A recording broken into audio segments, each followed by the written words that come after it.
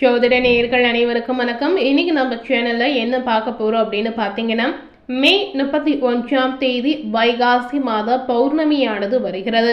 இந்த பௌர்ணமி பார்த்தீங்கன்னா மற்ற மாதத்தில் வரக்கூடிய ஒரு சாதாரண பௌர்ணமி அப்படின்னே நம்ம சொல்லிவிட முடியாதுங்க. மாதந்தோறும் வரக்கூடிய பௌர்ணமி பார்த்தீங்கன்னா ரொம்பவே ஒரு ஸ்பெஷலான பௌர்ணமி அப்படின்னு கூட நம்ம சொல்லலாம். அதாவது மாதந்தோறும் வரக்கூடிய பௌர்ணமியில நம்ம நிறைய தெய்வ வழிபாடுகளை இந்த நாளில் நிச்சயமா நம்ம மேற்கொள்வோம். அந்த வகையில இந்த வைகாசி பௌர்ணமி பார்த்தீங்கன்னா கூடுதல் சிறப்பு மிகுந்த ஒரு நாளாகவே பார்க்கப்படுகிறது. ஸோ இந்த வைகாசி பௌர்ணமியுடைய தாக்கத்தால் 12 ராசினியர்களுக்கும் அவங்களுடைய வாழ்க்கையில நிறைய மாற்றங்கள் இந்த காலகட்டத்தில் ஏற்படும் அப்படின்னு சொல்லப்படுது. ஸோ இதனால உங்களுடைய ராசிக்கு என்ன பலன்கள் கிடைத்திருக்கு அப்படிங்கிறத இந்த வீடியோ மூலம் நீங்க தெரிந்து கொண்டோ பயனடையலாம். உங்களுடைய ராசி மகரம் ராசியா இருந்தா கண்டிப்பா இந்த வீடியோ உங்களுக்கான ஒரு வீடியோ அப்படின்னே சொல்லலாம். மகர ராசி நேயர்களுக்கு இந்த பௌர்ணமியுடைய தாக்கம் என்ன மாதிரியான ஒரு தாக்கத்தை ஏற்படுத்தியிருக்கு அப்படிங்கிறத நம்ம பார்க்கலாம். ஸோ அதற்கு முன்னாடி இந்த வைகாசி பௌர்ணமி நாளில் இந்த ஒரு விஷயத்தை மட்டுமே நீங்க செய்தால் போதுங்க, உங்க வாழ்க்கையில நீங்க நினைத்த விஷயம் நடக்கும் அப்படின்னு சொல்லப்படுது. அதாவது இந்த வைகாசி பௌர்ணமியானது உங்களுடைய வேண்டுதலை நிறைவேற்றக்கூடிய ஒரு அற்புதமான நாள் அப்படின்னே நம்ம சொல்லலாம்.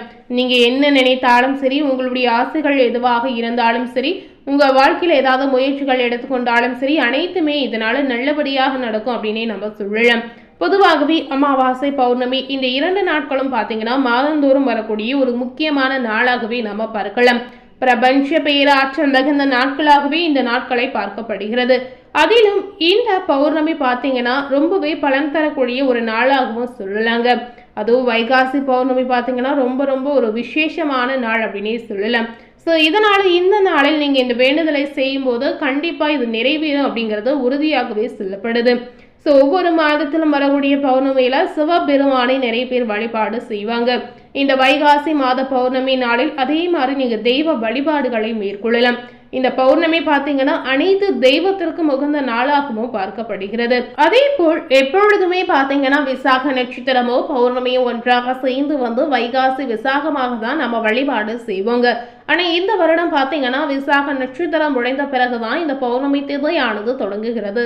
ஸோ இதனால கண்டிப்பா உங்களுடைய வேண்டுதல் ஏதாவது வைத்தீங்கன்னா கண்டிப்பா இரட்டிப்பாக பலனை உங்களுக்கு பெற்று கொடுக்கும் அப்படின்னு ஐதீக ரீதியாகவே சொல்லப்படுது. பௌர்ணமி தினத்தன்று எப்படி வழிபாடு செய்யணும் அப்படின்னு கேட்டீங்கன்னா, பௌர்ணமி தினத்தன்று காலையில எழுந்து சுத்தமாக குளித்து முடித்துவிட்டு உங்க வீட்டு பூச்சி அறையில ஒரு அகல் விளக்கை வைத்து நெய் ஊற்றி வெள்ளை நிற திரியை போட்டு நீங்க தீபம் ஏற்ற வேண்டுங்க. இந்த தீபம் அன்று முழுவதும் எரிவதை போல நீங்க பார்த்து கொள்வது அவசியம். இதே போல் நம்முடைய அதாவது உங்களுடைய வீட்டு சமையல் அறையிலுமே உங்களுடைய வீட்டின் வடமேற்கு பகுதியிலுமே நெய் தீபத்தை ஏற்றி வைக்கணுங்க. இந்த 2 தீபங்களும் பார்த்தீங்கன்னா காலை 6 மணியிலிருந்து 7 மணி வரை முழுமையாக 1 மணி நேரம் எரிய வேண்டும். அடுத்ததாக அன்றைய தினத்துல நீங்க அணியக்கூடிய ஆடை என்பது வெண்மை அதிகமாக இருக்கக்கூடிய ஆடையாக இருக்க வேண்டும். ஏன் பார்த்தீங்கன்னா அன்றைய தினம் சந்திர பகவானின் ஆதிக்கம் அதிகமாக இருக்கக்கூடிய ஒரு அற்புதமான நாள்ன்றதுனால நீங்க இந்த மாதிரி விஷயங்களை கண்டிப்பா பின்பற்றி நடக்கலாம். அது மட்டும் இல்லாமல் காலையில இந்த தீபங்களை ஏற்றி வைத்த பிறகு ஒரு பிரியாணி இலையை நீங்க எடுத்துக்கொள்ளணும். இந்த வழிபாட்டிற்கு பிரியாணி இலை ரொம்ப ரொம்ப முக்கியம். உங்க வீட்டுல நீங்க சமையலுக்கு பயன்படுத்தக்கூடிய ஒரே ஒரு பிரியாணி இலையை மட்டுமே நீங்க எடுத்துக்கொள்ளுங்க. அந்த பிரியாணி இலையை எடுத்து அதுல உங்களுடைய வேண்டுதல் என்னவோ அந்த வேண்டுதல் நிறைவேற்றி விட்டதாக எழுதி முழு மனதோடு வழிபாடு செய்ய வேண்டும். இப்படி வழிபாடு செய்து வைத்து அந்த பிரியாணி இலையை சிவபெருமானின் படத்திற்கு முன்பாக நீங்க வைக்கணும். இப்படி செய்வதன் மூலம் உங்களுடைய வேண்டுதல் விரைவிலே நிறைவேறும் என்று சொல்லப்படுது. இதோடு மட்டுமல்லாமல் அன்றைய தினத்துல உங்களால முடியும் பட்சத்துல வறுமையில வாழக்கூடிய நேயர்களுக்கு தயிர் சாதத்தை நீங்க அன்னதானமாக கொடுக்கலாம். இப்படி செய்வதன் மூலம் சந்திர பகவானின் அருளை உங்களால எளிதில் பெற முடியும் அப்படின்னு சொல்லப்படுது. அதாவது எளிதாக பெற முடியும் அப்படின்னே நம்ம சொல்லலாம். அன்றைய தினத்துல மறக்காமல் குல தெய்வ வழிபாட்டை செய்திடுங்க. இதனால குல தெய்வத்துடைய அருளும் உங்களுக்கு பரிபூரணமாக கிடைக்குங்க. பௌர்ணமி தினத்துல இந்த 3 முறையில நீங்க வழிபாடுகளையும் வழிமுறைகளையும் பின்பற்றுவதன் மூலம் பிரபஞ்ச பேராற்றலை விரைவில் பெற முடியும். வேண்டுதலையும் அதுபோலவே நிறைவேற்ற முடியுங்க. சந்திர பகவானுடைய அருளையும் பரிபூரணமாக பெற முடியும். ஸோ மறக்காமல் இந்த வைகாசி பௌர்ணமி நாளில் இந்த விஷயத்தை தவறாமல் நீங்க செய்திடுங்க.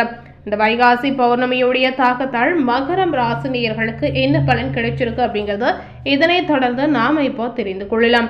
பொதுவாகவே மகர ராசினியர்கள் பார்த்தீங்கன்னா நிறைய எதிர்பார்ப்பு வைத்திருக்கக்கூடிய ஒரு நேயர் அப்படின்னே உங்களை சொல்லலாம். உங்களுக்கு இந்த காலகட்டத்தில் எதிர்பார்த்ததை விட பணவரவு அதிகமாக கிடைக்க போகுது அப்படின்னு சொல்லப்படுது. ஆனா எதிர்பாராத செலவுகளும் உங்களுக்கு நிச்சயமா ஏற்படும். சிலருக்கு வாழ்க்கை துணையால் பார்த்தீங்கன்னா ஆதாயம் பெறக்கூடிய வாய்ப்புகள் கிடைக்கலாங்க. வராது என்று நினைத்த கடன் கூட உங்களுக்கு வந்து சேரலாம். அதாவது இந்த மாதிரி விஷயங்கள் எல்லாமே உங்க வாழ்க்கையில நடக்கவே நடக்காது அப்படின்னு நீங்க ஒரு விஷயத்த கண்டிப்பா நினைத்திருப்பீங்க. சோ அந்த விஷயங்கள் உங்களுக்கு மாறாகவே இந்த காலகட்டத்தில் ஏற்படலாம். உடல் நலன் கருதி சிறிய அளவில் ஏதாவது பாதிப்புகள் உங்களுக்கு ஏற்படும். இதனால ஆரோக்கியத்துல கொஞ்சம் கவனமாக செயல்படுங்க. திருமண முயற்சிகள் ஏதாவது செய்தீங்கன்னா சற்று இழுப்பருக்கு பின்னர் சாதகமாக முடியலாம். ஸோ இழுப்பறியாக இருக்க தடங்கள் ஏற்படுது அப்படின்னு கவலைப்பட வேண்டாங்க. எத்தனை தடங்கள் வந்தாலும் கண்டிப்பா நல்லபடியாக சாதகமாக நடந்து முடியலாம். வாழ்க்கை துணையுடன் இந்த காலகட்டத்துல நீங்க அனுசரித்து போறதுல எந்த வித தப்புமே கிடையாது. இதனால குடும்பத்தில் ஏற்படக்கூடிய பாதிப்புகளையும் பிரச்சனைகளையும் நீங்க கண்டிப்பா தவிர்க்கலாம். அலுவலகத்தில் மகர ராசினியர்களுக்கு பணி சுமை நிச்சயமா அதிகரிக்கும். சக ஊழியர்களிடம் உங்களுடைய பணிகளை நீங்க ஒப்படைக்க கூடாதுங்க. ஸோ உங்களுடைய பொறுப்புகளை நீங்களே பார்த்து கொள்வது ரொம்ப ரொம்ப முக்கியம். ஏன்னா இதனால ஏதாவது ஒரு வகையில சிக்கல் பிரச்சனை இந்த மாதிரி விஷயங்கள் கண்டிப்பா ஏற்படும். அப்படின்றதுனால இந்த மாதிரி விஷயங்களை நீங்க கண்டிப்பா பார்த்து கொள்ளுங்க. அதுபோலவே அதிகாரிகளிடம் பேசும்போது பொறுமை ரொம்ப ரொம்ப அவசியம். வியாபாரத்தில் இருக்கக்கூடிய மகர ராசினியர்களுக்கு விற்பனையும் லாபமும் எதிர்பார்த்தபடியே திருப்தியாக உங்களுக்கு இருக்கலாம். பற்று வரவு சுமூகமாக உங்களுக்கு நடைபெறும்.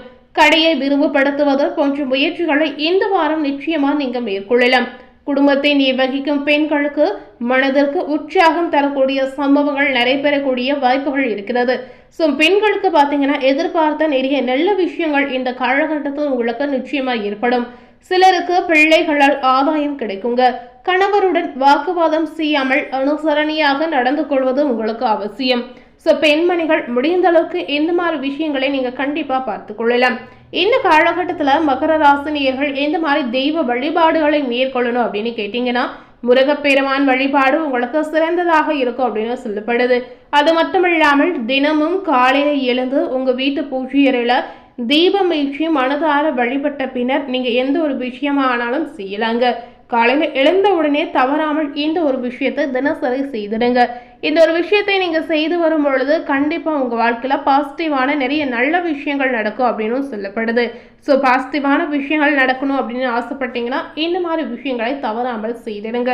ஸோ இன்னைக்கு நம்ம சேனலில் மகரம் ராசினியர்களுக்கு பௌர்ணமியுடைய தாக்கத்தால் என்ன மாற்றம் நடந்திருக்கு அப்படின்னு பார்த்துருப்பீங்க. மேலும் இது போல ஒரு புதிய தகவலை தெரிந்து கொள்ளணும் அப்படின்னு நினைத்தீங்கன்னா மறக்காம நம்ம சேனலை சப்ஸ்கிரைப் பண்ணி பக்கத்தில் இருக்கக்கூடிய பெல் பட்டனையும் மறக்காம ப்ரெஸ் பண்ணிடுங்க. நீங்க சப்ஸ்கிரைப் பண்ணால் மட்டுமே நம்ம சேனலில் போடக்கூடிய எல்லா நியூ அப்டேட்டான வீடியோஸும் நீங்கள் உடனுக்குடன் பார்த்து தெரிந்து கொள்ளலாம். தேங்க்யூ.